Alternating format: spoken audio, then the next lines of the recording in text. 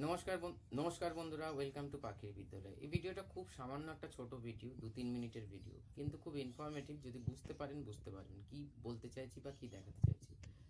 একটা ক্লিপ দেখুন, আমারও ঘরে কোনুরের বাচ্চা হয়েছে, কিন্তু দেখে আপনার কি মনে হচ্ছে? বাচ্চা হেলদি, সুন্দর, মানে ক্রপ, মানে খাবার রয়েছে, মা বাবা ফিট করাচ্ছে। এখানেও কিন্তু এরকম নয় যে আমার এখানে প্রচণ্ড শীত, আপনাদের ওখানে গরম পড়ে গেছে। গরম আমার এখানে মারাত্মক পড়েছে, কারণ ওপেন এরিয়ায় রোদ্দুর আসে না। পটেই প্রবলেম আছে, নেস্টিং মেটেরিয়াল একদম ঠিক আছে, বাচ্চা সুন্দর গ্রোথ হচ্ছে, হজমের কোনো প্রবলেম নেই, ডে বাই ডে সে গ্রোথের দিকে যাচ্ছে। তো এখানে আমি কি এক্সট্রা করছি যেটা আপনি করতে পারছেন না, সেটা হচ্ছে যে যাই পুষুন না পাখি, তার মেন্টালিটিকে বুঝুন, সাইকোলজিকে বুঝতে হয়। কারণ আমি জানি কোন সময় ধরুন কি হতে পারে, সেইটা আমার নখদর্পণে পাখির সঙ্গে থেকে হয়েছে। এইরকম না যে গুগল দেখে বা কারোর ভিডিও দেখে। পাখির সঙ্গে সময় দিন, ও কিরকম কি চাইছে, অটোমেটিক্যালি ধীরে ধীরে ধীরে ধীরে আপনারা বুঝতে পারবেন। এই যে আজকে ডায়রিয়া হয়ে যাচ্ছে, কাল বাচ্চা মরে যাচ্ছে, আমি গ্যারেন্টি দিয়ে বলতে পারি এই বাচ্চাগুলো বড় হবে এবং সুস্থভাবে বড় হবে। কারণ এরপরে একটা ক্লিপ দেখুন, তুলসী, মানে এখানে আমি ছবি তুলছি বলে একটু ঘাবড়ে রয়েছে, কিন্তু তুলসী পাতা খাচ্ছে, ন্যাচারাল জিনিস, আবার বাড়ির মানে বাচ্চাকে গিয়েও খাওয়াচ্ছে। টোটালটাই ন্যাচারাল, টোটালটাই ন্যাচারাল। এখানে যে ফুড হ্যাবিটটা এখানে দেখিয়েছি আপনাদের, মানে এটা হচ্ছে একদিনের ব্যাপার। এবার যেহেতু একটা অ্যাডভান্টেজ, আমি ছোটবেলা থেকে পাখিকে খাবার শিখিয়েছি, ফলে ভ্যারাইটিস ভেজিটেবলস ফ্রুটস এর উপর থাকে, টোটালটাই ন্যাচারাল। এখানে মেডিসিনের পর্যন্ত নেই, মানে পর্যন্ত নেই। ওই পুদিনা পাতার জল, জোয়ান জিরে মৌরির জল, ইত্যাদি ইত্যাদি চলতে থাকছে। ঠিক আছে, তো সেই ক্ষেত্রে বলি যে পাখিকে পুষতে গেলে যে জিনিসগুলো দরকার, তার মধ্যে একটা মেন দরকার হচ্ছে অবজারভেশন। যদি আপনি অবজার্ভ করতে পারেন পাখিকে, তাহলে আপনার পাখিটাও সুন্দর হেলদি ডিম বাচ্চা করবে।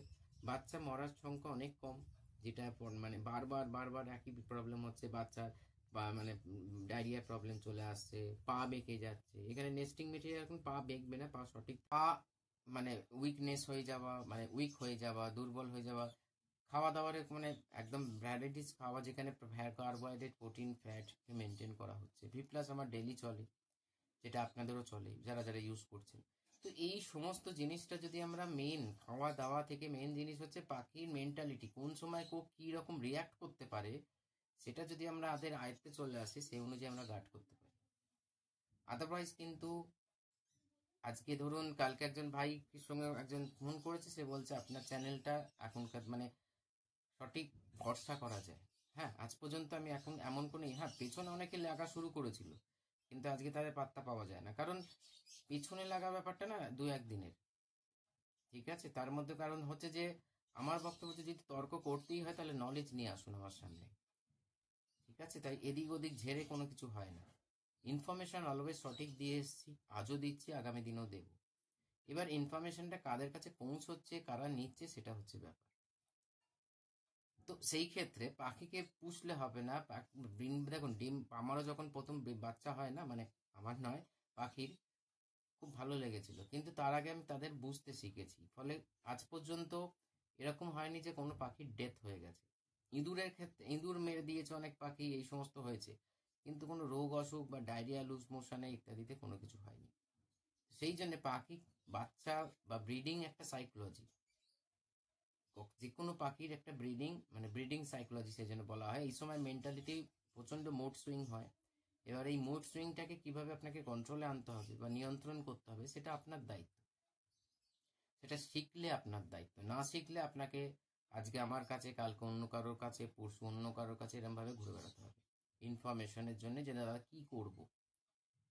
কিছুই করতে হবে না, পাখিকে ভালো করে বুঝতে শিখুন, তাহলেই দেখবেন সব কিছু বুঝতে পারছেন।